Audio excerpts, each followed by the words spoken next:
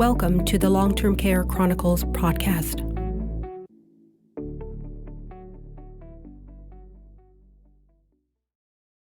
Mary, thank you so much for coming on to the Long-Term Care Chronicles. And before we start, I'll get you to tell the listeners a little bit about yourself.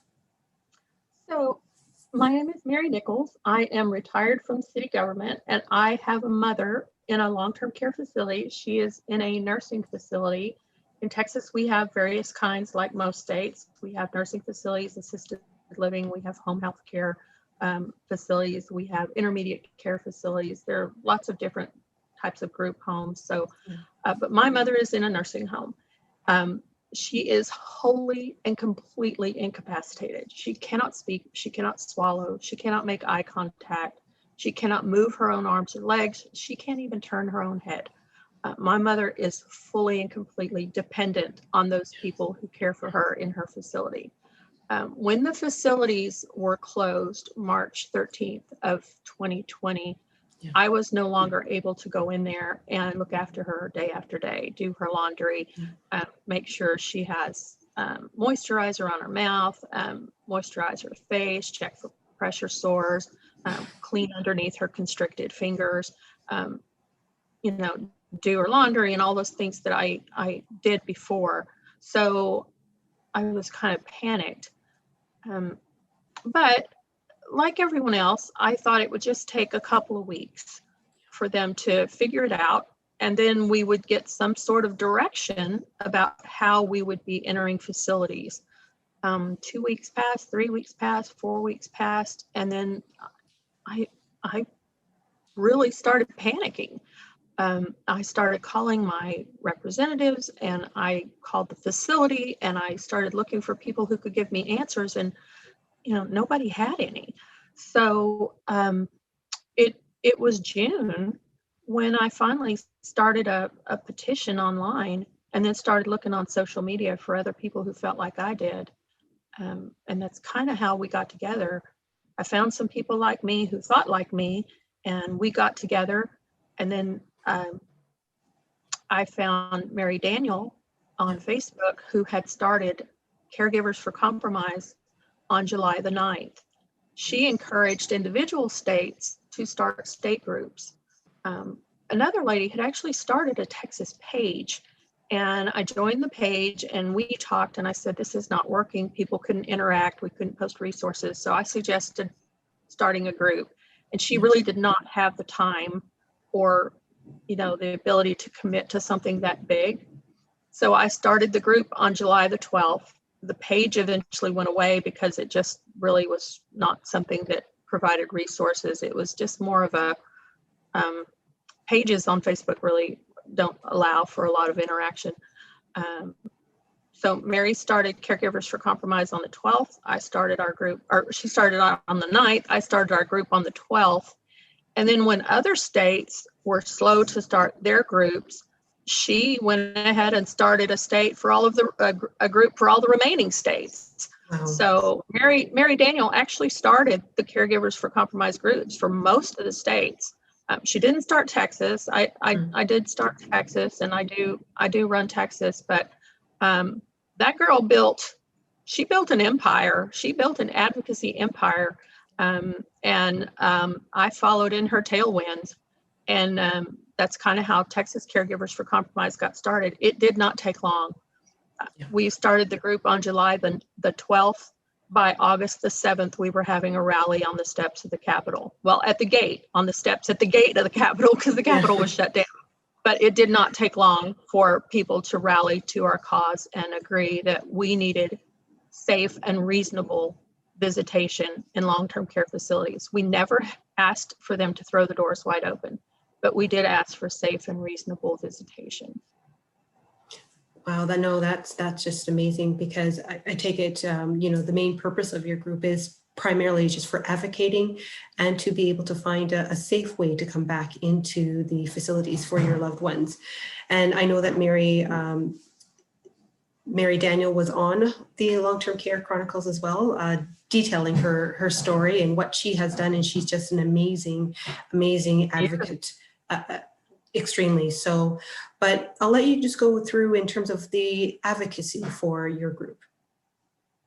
So last year, we did 4 major projects, and each one kind of had a different purpose. The first thing we did was our petition, and our petition was huge. It started out small, but we started the petition, or I started it June the 9th, June the 12th, and then started the group July the 12th. So we already had some names on the petition by the time Texas Caregivers for Compromise was formed, but I think there was only like 800 of them by the time the group actually came together.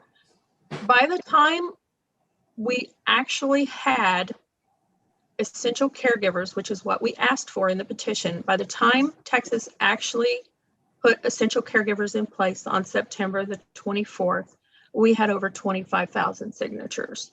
So that petition grew very quickly, and it didn't take us very long to realize that we were not alone. Now, for a while, we all thought maybe we were in the wrong. We talked to our legislators who would say, hang in there, we'll pray for a vaccine. There's really not anything we can do right now because the legislature is not in session. So we initially did not get a lot of encouragement from our elected officials. Same thing from our nursing facilities. So what we then began doing was approaching the governor directly, sending him our petitions, and then also our health authority, which is Texas Health and Human Services.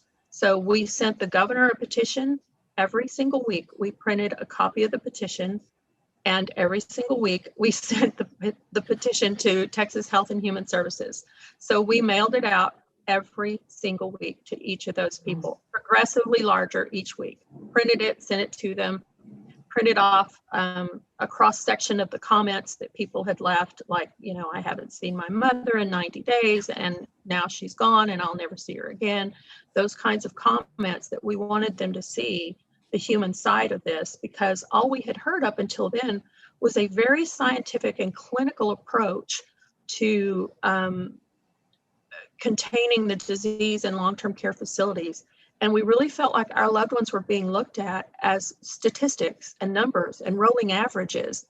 And it was offensive because so many people in our group had already lost their loved ones after not having seen them at all. People in our group have loved ones that were in absolute, total, and complete isolation when they died.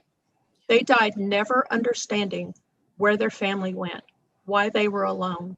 They were isolated in a room all by themselves, either because their roommate was taken away or because they had the disease and were being contained, and their loved ones were not able to talk to them at all.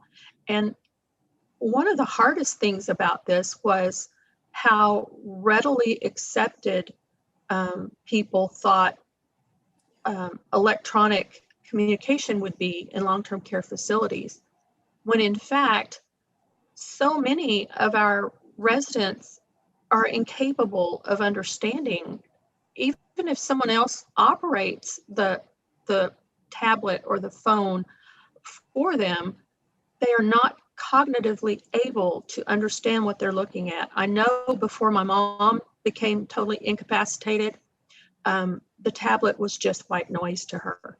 I used to use the tablet to play videos and show her photos of family, but before she became incapacitated, there was a period where it was just nothing but white noise. Photographs on the wall just became trash. They were just pieces of paper. They didn't matter. She could hear voices. You could talk on the phone. But in these facilities where there are no phones in the bedrooms and the residents were limited to using the staff phones, and because of COVID-19, they were not allowed to use the staff phones, their only options were window visits. Well, this caused extreme agitation with those residents who had cognitive disabilities, cognitive injuries, dementia, Alzheimer's. They would go to a window and cry and scream and bang on that window, not understanding why they couldn't go out or their mom or relative could not come in. And we're talking about a lot of young adults with cognitive injuries and cognitive diseases in state-supported living centers and intermediate care facilities. These are not all senior adults. We have 13 state supported living centers in Texas, and our largest one in Denton, there's over 400 residents in that facility, and these are young adults. One of my group members, her young son was only 29, and he self-harmed when he heard his mother on the other side of a tablet. Wow. And the facility was too big to allow window visits, so she was locked out of a gate on this multi-acre campus. She had to stand at the gate and hand off whatever she needed to deliver to her son, most of which she wasn't even allowed to deliver because at that point they were sanitizing everything. So this was a very, very isolated situation. And it was very difficult to make the general public understand how cruel this was, because the answer was usually, we'll just take them home. Yes. Yeah. You know, if we could take them home, we already had at that point. It's not easy to take someone home to an environment that is not as safe or as healthy as the facility where you have them. You can't move them to another facility because facilities are not accepting transfers in the middle of a pandemic, or they're full and you've got to wait on a waiting list. But the most poignant thing that people are missing here is that the reason they are in that facility is because that is the safest and healthiest environment for both them and their loved ones. My mother was hiding knives in the couch cushion. She was walking butterball naked down the middle of the street in the middle of the night in the freezing cold, and then defecating on the neighbor's front porch. It was impossible to contain her. She set the kitchen on fire. Her dementia was so extreme, she had no idea what she was doing. And we did the best we could to make sure that she was medicated. I took her to 3 different doctor appointments every single week. She saw her general physician, she saw her eye doctor, she saw her neurologist, she even saw a psychologist and a psychiatrist. She had so many doctor appointments that, I mean, I actually bought a different car because I tore the labrum in my right arm lifting her into our pickup truck. So I bought a small little Chevy Spark that I could get her in and out of to take to her doctor appointment. But it just wasn't enough. She needs 24/7 skilled nursing, and I can't give that to her in my home. Even if she wasn't wholly capacitated, my home is not a safe place for her or for us. If she gets up in the middle of the night and sets the house on fire, or does something else that harms the family, how do I live with that? So it's not that easy, particularly with those young adults that have the cognitive disorders and cognitive diseases. The ones that self-harm need 24/7 supervision. They might not need the 24/7 skilled nursing, but they do need the 24/7 the 24/7 supervision. They need to have people around all the time that can prevent them from harming themselves. A lot of these residents are one head bang away from death. They get angry and agitated. All they got to do is bang their head on the floor one time and it could kill them. So it's very serious. But what will often happen is after an interview with a news station, they will put that on their Facebook page or link it to their Twitter. Never read the comments. Just don't read those comments, because people are cruel. And a lot of people will say, well, if she really loved her mother, she would take her mother home. Or if she really loved that 29-year-old son, she would take him home and take care of him herself. Where there's a will, there's a way. Those kinds of things. Bottom line here is, if there was a safer option, a healthier option for our families, those families that had those options, they've already done it. They have already taken their loved ones home. And I can also tell you that a lot of people took their loved ones home to environments that were not safe. I know of several. If this was another time and another date, I probably would have called Adult Protective Services. There was one lady with extreme Alzheimer's, and her daughter took her home and left her home alone because the daughter had to go to work during the day. But she did not want her in that facility, screaming at the window, enduring the kind of emotional distress that she was enduring not understanding why the daughter could not go inside, thinking that the daughter was punishing her or being cruel to her. She could not bear the emotional torture her mother was going through. And so she just had to roll the dice. Do I leave her there and let her live in isolation and feel tortured and in this emotional state all the time? Or do I take her home and run the risk of her harming herself while I'm at work? And then that poor lady, she had to sleep at some point. You know, people with Alzheimer's tend to sleep more during the day, and they're awake wandering and, you know, opening cabinets and opening drawers and digging through things, and they make terrible messes in the middle of the night because they're sorting through things and they think things are hidden from them. So it's just a very difficult situation all around, and it's the reason we keep going. It's the reason we are not going away until every one of these people has access to their loved ones. Absolutely, because that's, I think, you know, I'm pretty sure that's what's driving a lot of you in your group to make these changes be a reality. And I know that back in March, Governor Abbott, you know, he updated the executive order back on March 3rd and provided the guidelines with PPE. Why has this still been an issue in terms of being a little bit misleading to family members? Well, the reason it was really confusing was because he announced that Texas was 100% open. Texas was not 100% open. So what consequently happened was you had all of these families who were rejoicing. Yay, we're 100% open. And that was really difficult for them. It was really, really difficult for those facilities, because these family members showed up at facilities thinking the facilities were open. And the facilities had to say, no, we're not. And they're arguing with them saying, yes, they are. The governor said you are. So we tried very hard in our group that day. I actually posted the actual executive order and said, this does not apply to long-term care facilities. But we're only 3,100 family members, and there are 1,222 nursing homes, and there are over 2,000 assisted living centers.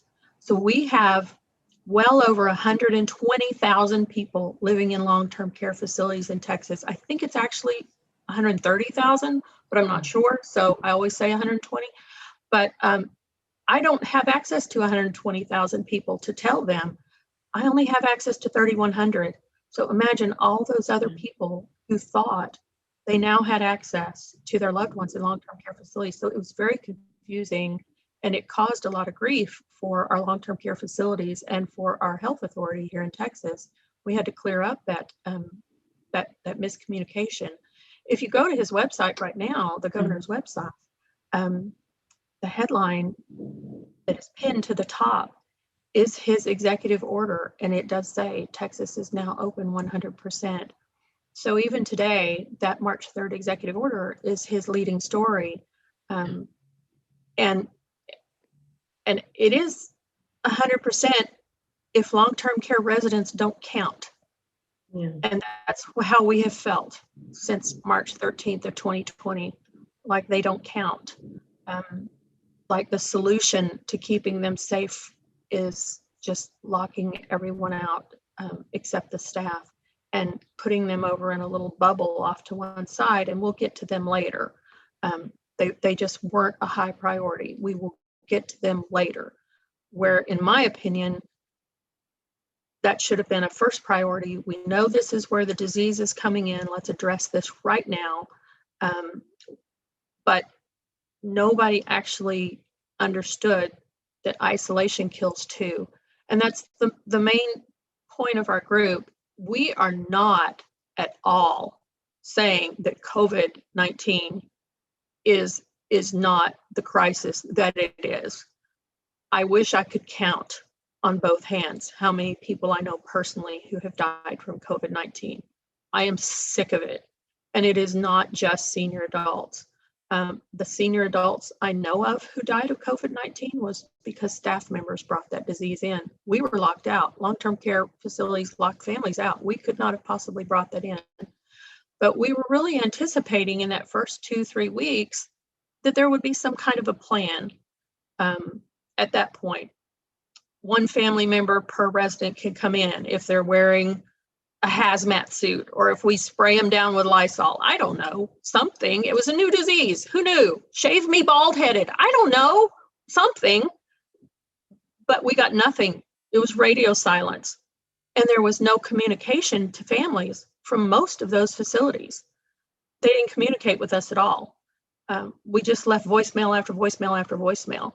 I actually don't know any family members who have said they got any communication from their facilities, because facilities didn't know what to say. So it was just this perfect storm of isolation. And meanwhile, these loved ones just gave up. My sister-in-law's mother totally and completely died of isolation. She was 95, totally had her wits about her. She walked with a walker, but she got up every morning, washed her face, put her earrings on, combed her hair, went down to the dining room, and lived to socialize. Her life revolved around socializing with her friends, visiting with her daughter, who came not every single day, but every other day. So she saw her at least 3 or 4 times a week, and writing letters. If you knew Miss Edith at all, you got a card from her. And you didn't get just one, you got frequent cards from Miss Edith. And they weren't just little "how you doing, thinking of you, wish you were here" cards. These were long cards talking about, your daughter, your sister, your dog, how's your mother? I remember when you were little and I used to teach you this, and I remember seeing you ride your bike. And she wrote long letters. That's what she lived for. Mother's Day, my sister-in-law went to see her. It had been 3 weeks since, well, no, it was Easter actually. It had been 3 weeks since the lockdown. She went and saw her Easter from a distance. She was able to see her through a window. Miss Edith had her wits enough about her, but it only took 2 weeks for her to go from walker to wheelchair, because she was totally and completely isolated in her room, had to eat in her room, couldn't talk to anybody, couldn't even go, use the phone without permission. She was still able to talk to my sister-in-law on the phone. But Easter Sunday, she told her, "I'm not going to live like this anymore." And she didn't. 3 weeks later, she was dead. She was perfectly healthy on Easter Sunday. There was nothing wrong with her. She just didn't want to live like that. She said she was living in a prison. They brought her food in on a tray. They took her food out on a tray. She never left her room. She had no reason to live. There was nothing in her life to look forward to. Most senior adults don't watch TV, don't read books. Their vision has gone. Their attention span is too short. If you have dementia, that noise from the TV can be very upsetting. I know it was for my mother. The noise was a source of agitation. She lost the ability to differentiate fiction from reality. So when her roommate had the TV on and was watching Law and Order, my mother thought that crime next door was taking place right now, this minute, and she would get hysterical and panic. So a lot of these senior adults have nothing else. That's all they have, is looking forward to a family visit. You take that away, you take their socialization away. They didn't have their activities either, their exercise classes, their physical therapy. They had nothing. They didn't have a reason to live anymore. And a lot of them didn't. But we had a very hard time making people understand that isolation was killing people. But that's the whole point of our group. Yes. COVID-19 is killing thousands, but isolation is killing them too. And we had a hard time making people understand the reality of that. Unfortunately, months into the pandemic, it became obvious, and our legislators were getting calls. The staff at our facilities were telling our health authority, this is killing our residents. And Wendy, we are facing a mental health crisis like I've never seen before. Yeah. I think it's helped that visitation has been expanded some, but the emotional toll, not just on those residents, that's a given. Everybody accepts that now, that the isolation was killing residents. I don't think anybody will argue that with you. No. But the emotional toll on those staff members who were working ridiculously long hours, who were constantly worrying about taking that disease home to their own families, who were watching people suffer and die on a regular basis. The toll on the staff members is unimaginable. Yeah. The toll on the family members. People don't talk about that. We live with the anxiety, the grief, the guilt of putting them in the facility and not being able to take them somewhere else, the separation. Mostly we live with that anticipation of receiving the phone call that our loved one is now deceased and our loved one died alone without us. Family members are enduring an excruciating amount of mental distress. So it's not just the residents, and I don't want to say any one group is enduring more distress than another, No. but it has been unimaginable. The torment that this has put people through has just been unimaginable. And there are still some people who say, but you know what? We kept them safe. Did you? Did you really? Yeah. I don't think so. That's quite a cost. It's quite a cost in terms of the human toll for everybody involved. And I know what you're saying. I've heard that from a number of individuals here as well. As to that phone call, I mean, I can't even begin to start to imagine what that is, to know that if you get a call at a certain time of the day, you're thinking the worst and it happens not to be. So to live in that type of fight or flight type of state is extremely hard. And going to, for the 1 year of the lockout, you were in Austin, Texas, and you had protest happening. Can you just let us know what you did for that to, again, further call to make the changes that should be happening? Our national advocacy, like I said, we have a Caregivers for Compromise group in every state in this country. Some are more active than others. Some are bigger than others. We're Texas. We're one of the biggest. We might be the biggest. It's either us or Florida. One of us is the biggest. Florida and Texas are the most active Caregivers for Compromise states.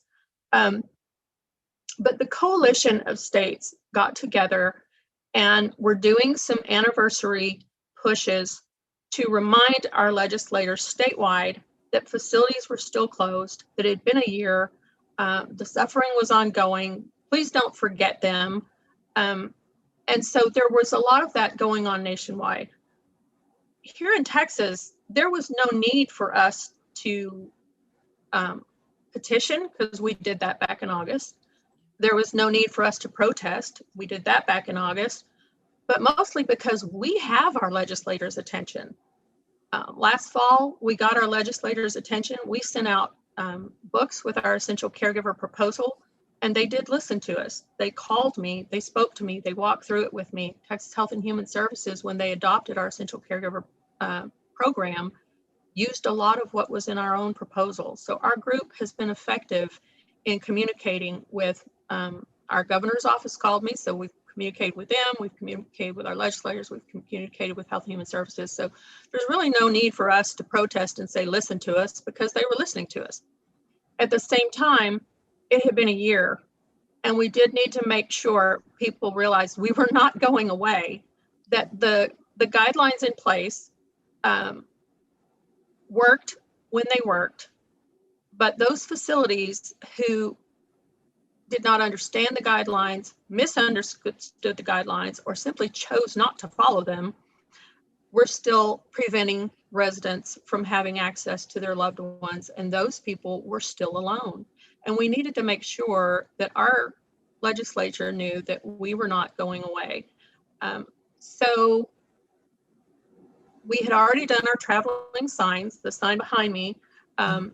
So states across the country started doing traveling signs. Last fall, one of the projects we did here in Texas was we got 300 of these signs behind me. I have a small version right here. They were kind of like this. And we wrote a name. Let me see if I can get this on here. We wrote a name down here on the bottom. Yes. Of loved ones who were either living in isolation or who had died in isolation. And what we did was we traveled those around the state.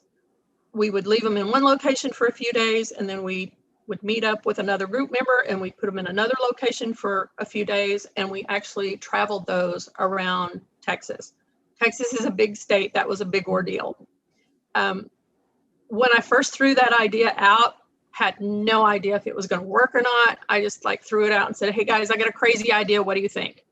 Well, we did it last fall and it was very successful. So in March or early this year, when they wanted a March project, the coalition decided, let's do the traveling signs Texas did. So we had states all over the country using this exact same sign.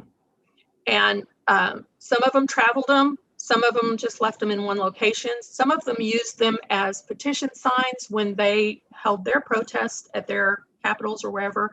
But some of them, their actual state capitals gave them permission to put them on the lawns. Governor DeSantis gave Mary Daniel permission to put her 300 signs on the Capitol lawn. So it was really remarkable that these things that Texas has done over the last 9 months, some of the other states were beginning to do. So we didn't do any of those things that they were doing. So we were kind of the cheese standing alone, since we had already done the traveling signs, we'd already done a petition, we'd already done a protest on the steps. We didn't need a protest. Our legislators were listening to us. What could we do to remind our legislators that we're still here and that residents still need their guidelines expanded because they're still being isolated? Essential caregivers are still kept out. Visitors are still not being allowed in. So I threw out another crazy idea. And this time I asked the group, so one more traveling sign, but this one will be a great, great big one. And we will fly it around the state capitol from a helicopter. Well, I couldn't get the helicopter. I got an airplane. I couldn't believe it. They jumped on board. I am so sorry, that dog is barking. That's okay. We raised $7,000 to hire an airplane to fly our logo around the state capitol for 4 hours. And March 12th was the last day. March 12th was the last day that we had free and open access to our loved ones in long-term care in 2020. March 12th was also the last day that our legislators here in Texas were able to file bills. Most of our national groups did anniversary events on March the 12th and March the 13th. We chose the 12th because we knew the Capitol would be full. And so we flew our plane around the Capitol for 4 hours on March the 12th with a 25 by 50 foot banner, I think. Okay. That said isolation kills too. So we were noticed. Do you want to share some of those pictures? Sure. It was really fun because we actually, I and some of my group members had some meetings with legislators that morning, and passed some in the hallway that we were familiar with. So all of those legislators we met with or saw, we were like, hey, by the way, you want to go outside and look at our plane? So I did get a lot of emails from some of those offices that said, we went out and looked at your plane. Wow, well done, y'all. So yeah, let me share some of those pictures with you. Let me move forward here. This is actually our plane. This is our banner, and we did have trailing letters here that said open long-term care facilities. We just kind of felt like, and after a year, it was time for those emergency rules to go away. Yes. And it really was time. Our loved ones are vaccinated. We have in our facilities anywhere between 85 and 100% vaccinated residents in most of our long-term care facilities. Now, I do know in Central Texas that number is a little bit smaller. I think in the middle of our state, some of them are still waiting on their second vaccine. Okay. But we have an extremely high number of vaccinated residents. I do believe most facilities are almost 100%. We really felt like with our loved ones being almost 100% vaccinated, we as family members were committed to also getting vaccinated. I actually don't know of anyone in our group who has objected to the vaccine. I know there are plenty in the national group, but in our 3,100 family group here in Texas, I don't know of any who have said that they have not gotten the vaccine or are not going to get the vaccine. So we've made a commitment to infection control, and the vaccine is part of that. So we really felt like it was time to end those emergency rules, and this is one of the ways we told them that. It was kind of a cloudy day, but you can see that's the plane flying over our Capitol right there. So it was really neat. We made a big splash with that. Texas does things in a big way. And what's really neat about it is because we bought the banner, we own it, we can actually fly that or ship that to another state, and they can fly that in some of our other states, and just fly that Isolation Kills 2 banner if they want to do that. So we may actually do that in the national capital at some point if we can get the flyover approval. Yes. I'm looking into it. There is a federal essential caregiver bill that Congresswoman Claudia Tenney has filed, and it would be really neat if it were possible to get the plane to fly that somewhere over DC around the time that maybe there are, I don't know, press conferences or hearings or something going on that have to do with that bill. But that's in the future, and that's just one of those big ideas floating around my head that I haven't gotten anybody to sign off on yet. But you know what? Sign off on the other big ideas. So exactly. I'm too worried about it. No, definitely not. Definitely not. And I know you mentioned about the about Texas being 100% open, and back on March the 3rd of 2021, Representative James Frank, who is the chairman of the House Human Services Committee, he sent out a tweet saying that Texas will not be 100% opened until residents in nursing homes are able to visit their loved ones. How important was it to have him acknowledge this from the chairman and your group working with the committee to affect the change on visitation? Representative Frank's support has been enormous, and it has meant so much to us. He, like you said, is the chair of the House Human Services Committee. He filed House Bill 892, which makes essential caregivers a statutory right here in Texas. The same day he filed that, Senator Lois Kolkhorst filed Senate Bill 25. At the time, it was Senate Bill 297. But because the Lieutenant Governor made that a priority bill, it is now Senate Bill 25, and it was identical language to Representative Frank's. Senator Kolkhorst and Representative Frank have been two fierce advocates for loved ones in long-term care. Both of their committees got copies of books that we put together. We put booklets together in August with our essential caregiver proposal and sent that to those committees and both of those chairs. And then in the fall, we created a publication. It was actually a book, a hardback book called Saving Them to Death. And in that book, we had some specific requests of our legislators. We also included in those books who we are Texas Caregivers for Compromise. We wanted them to know we're not lobbyists. We're not attorneys.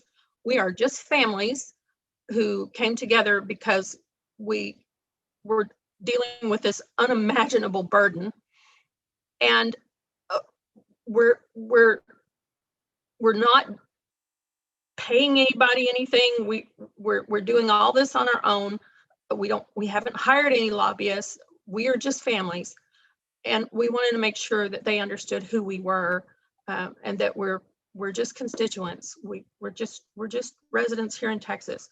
So we put those books together to explain who we are, because since we have a name, and since that name is nationwide, Caregivers for Compromise, we didn't want there to be any misunderstanding that we were any big corporation, and we needed them to understand that we're just people. So we sent those to the House Human Services Committee, the Senate Committee on Health and Human Services, which Senator Colcourse chairs, and we sent them to every single senator. We have 31 of those in the state of Texas. We were actually only able to send those to half of our 150 House representatives, because we're a big state and that's a lot of people. So we assigned representatives to group members who bought a book, had it shipped to their house, and then their job was to mail that to a legislator. They didn't necessarily get to mail it to their own, because their own may have been taken, but I think we were able to mail it to 90 of our 150 House representatives, all 31 senators, which included that whole Senate Committee on Health and Human Services, and of course we made sure that whole House Human Services Committee got the books. So when Senator Colcourse presented Senate Bill 25 to the full Senate, she actually held up a copy of that book, and she actually read excerpts from that book, and she even quoted some of my testimony when the Senate Committee on Health and Human Services held public hearings on Senate Bill 25. That's how invested those two legislators are in long-term care residents.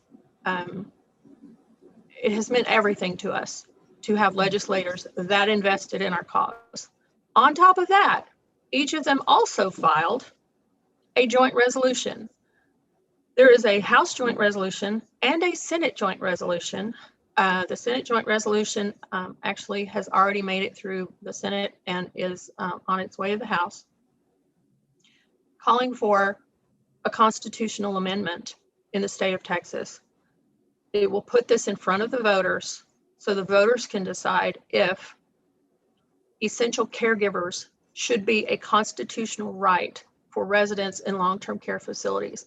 And the reason this is so critical is because then it can't be paused. All those rights that are in state law were paused. All those rights that were in federal law were paused. They just put them on hold like they didn't exist.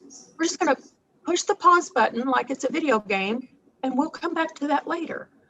And then they never came back to it later until people like us started kicking and screaming at the Capitol door. But the thing that is just so incredibly poignant to us is that June 12th, when I started this petition, nobody had heard of essential caregivers or cared about essential caregivers. Our legislators weren't talking to us. Our nursing facilities and assisted living and state-supported living centers weren't talking to us. Essential caregivers weren't even a word. And so we started advocating and writing letters and mailing petitions, and it was just nonstop, absolutely nonstop. Our projects, the petition, the booklets we mailed, the letters to the committees, the letters to the governor, the letters to Health and Human Services, the copies of the petition week after week after week, the rally at the Capitol, the traveling signs, those traveled for 13 weeks, and we got incredible media coverage over those. Just nonstop work from July 12 when the group started until September 17th, when we heard the governor say on television next week, essential caregivers will be allowed in facilities. And he actually said each resident will be allowed 2 essential caregivers. And that was kind of crazy because we only asked for 1. So Yeah. we were like, wow, that's great. And so from July 12th, when we started, to September 30th, or September 24th, was when Health and Human Services actually put emergency guidelines in place that allowed essential caregivers. So we went from nobody having heard of it, being made fun of, being told we're just trying to kill Granny, being told we're wasting our time. There's no legislature in session. Why are you doing this? We're trying to keep your loved ones safe. How dare you? All these things we heard and endured, to the governor saying on September 17th, next week, 2 essential caregivers. And then on September 24th, Texas Health and Human Services actually issuing those guidelines. The last day I saw my mother, my brother and I went March 12th and saw my mother. See if I can say this. Yeah. We picked up her laundry and said, we'll see you tomorrow. Tomorrow didn't come for 202 days. I saw her again on September 30th. By September 30th, she could no longer make eye contact. She never looked around when she heard my voice. She couldn't turn her head when she heard my voice. You didn't even see any acknowledgement on her face that I was in the room or that I had made a sound. So whatever cognition she had left on March 12th was stolen from me. Yeah. There's nothing the legislature can do for me personally right now that will help my mother. But I can sure keep working for all those others to make sure that they don't lose what I lost, so that I can try to make sure that they don't die alone in their rooms, that facilities are not denying those end-of-life visits, that facilities are not keeping essential caregivers out. We do have some general visitation allowed now that facilities are still saying, nope, we're not going to do it. Yeah, I'm going to keep working and make sure you have to do that. That's what I spend my whole day doing, is helping families know that they can advocate to do that, telling them how to contact their long-term care ombudsman. That's what I do. That's what I've dedicated my every waking moment to since March 13th. Well, actually 2 weeks or so after March 13th, when I realized that nobody had a plan. So it was really a couple of weeks after that. But so many people also lost loved ones to COVID, and they were not allowed to go in and say goodbye to them. There's a lady who grew up in this town, my hometown. Her husband had a cognitive injury. He had a head injury, and he was in a long-term care facility. And she was never allowed to go back in and see him. He did actually get COVID, and she had to say goodbye to him over FaceTime. And he died by himself, absolutely 100% by himself, in a room, 4 walls. Everything was moved out. It was just a sanitary room with nothing but a bed and him and whatever equipment the nurse needed to take care of him. No belongings. Residents have been denied their belongings. They've been denied mail. Family members, we have been denied the right to care plan meetings. We've been denied the right to make decisions about whether or not they should have x-rays. We have been denied notification of when they go to the emergency room. Residents have been denied the right to practice their religion because their clergy or their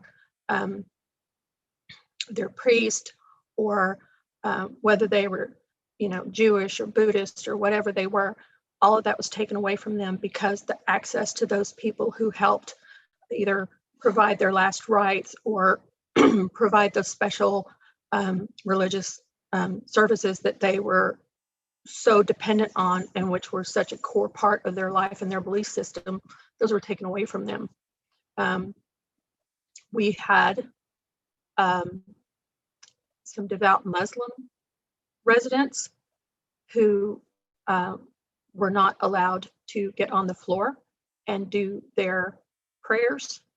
I can't imagine a world where that's okay, but that's the world we've lived in since March 13th, where it's okay to deny people their basic liberties in the name of safety.